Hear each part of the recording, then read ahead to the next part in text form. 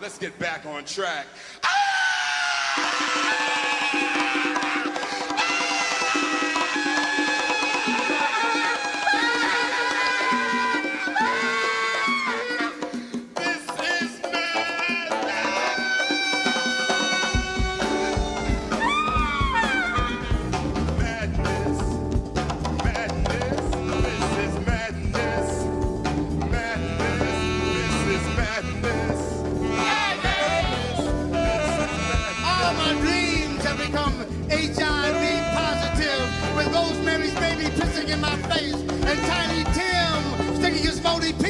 Into my bleeding mind as it cries for the strength to repel the sanctimonious sounds of the right group, the grateful dead of the black and Latino women who are 85% of the AIDS cases in New York City are being choked by the Christianic gas passed by the most Reverend Bishop Gordon J. Shane as he shouts it to us, oh, in the name of the Lord now, and my realities have turned into a stone figuration of Miss Liberty as he stands on the corners of the world, as he stands on the corners selling her HIV-infected self to the world, to anyone who doesn't use condoms, and all the while, he's just on the throne of egoship with DDT in one hand and wearing a crown of black and Latino children who are 87% of the AIDS cases at New York City, and I watch him relax,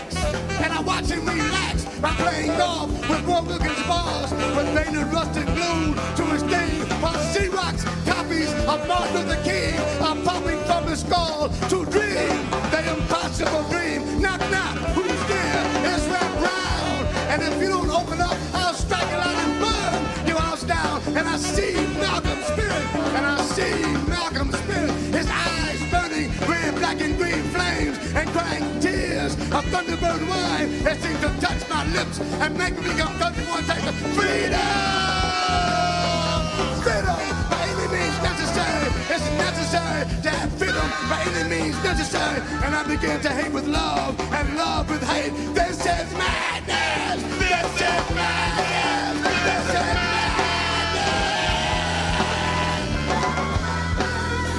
And I look up and see the moon.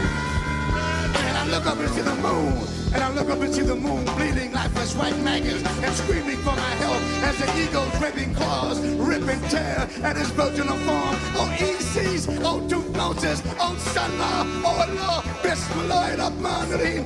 Give me your undying strength to rise up and reorder the cosmos so that man can truly understand and appreciate the cosmic beauties and realities of science and love. And he has turned the feminine part of me. And he has turned the feminine part of me into a sexual thing. Look at her standing there wearing a mango miniskirt made from the strands of Freud's mother's pubic hairs and an uncovered breast dripping blood and pus and her lips colored with the anesthetic white woman called Eva, yet she smiles at me through the indignity of Buakana ejaculating sperm into her mind, and George Wallace mentally finger fucking you at night in his wet dreams, and her soft, wet, clinging tears of love seem to flood my heart with strength to gather all my manhood from my lower head and to put it back in the upper head. And I hear my mother's voice, and I hear my mother's voice, and I hear my mother's voice rustling in the wind, reminding me of the many times he tried to rape her of her blackness, but she, with the strength of a panther, the swiftness of a cheetah, and the cunning of a lioness, will not be caged up with other lies that kept me from being totally free. And when she came home at night, I could smell the musty closeness of his body and see his translucent fingerprints on a tired, weary physical structure, depressed from rolling off his beastly attacks. But she would smile, the smile of 1,000 black orchids at me, not realizing all the while that the anger of 100 lions was residing in my soul. And doing all this time, my father was somewhere drowning this plastic man itself in a bottle of cheap wine, and letting that spiritual catalyst, John Coltrane, pay celestial homage to that white God who was riding his main lane.